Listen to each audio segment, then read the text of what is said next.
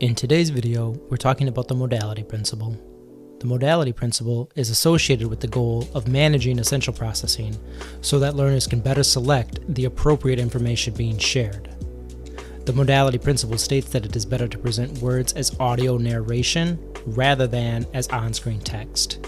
There is considerable evidence to support this principle, some of which we will present in this video.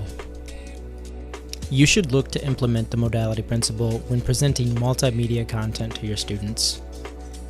Multimedia content includes both visual elements and auditory elements, each of which is processed through a separate channel by learners.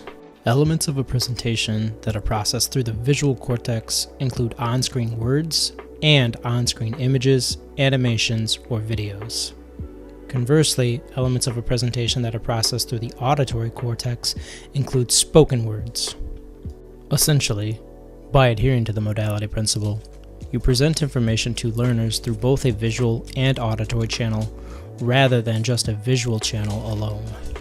If you only present information in a visual format, students' visual cortex may become more easily overwhelmed as essential processing exceeds learners' limited capacity. By adhering to the modality principle instead, spread cognitive processing across two channels by presenting pictorial information on screen and auditory information via narration. Let's consider a simple example to highlight how you might apply the modality principle to presentations you create. Here we see a mock slide outlining the water cycle. The version on screen shows both an image and corresponding text.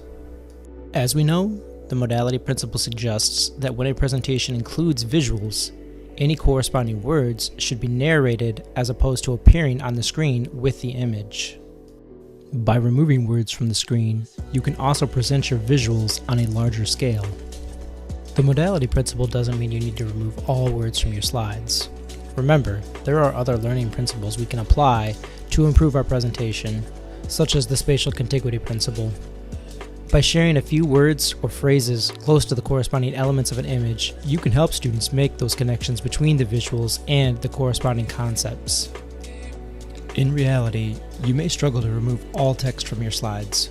That's normal, but consider ways in which you might reduce the amount of visual media being shared and supplement what is being taken away from the slides by enhancing your narration of key concepts and ideas being shared as part of a presentation. That's it for this video. Remember, when possible, present words as audio narration rather than as on-screen text. Our next video will focus on the redundancy principle as a means to minimize extraneous processing.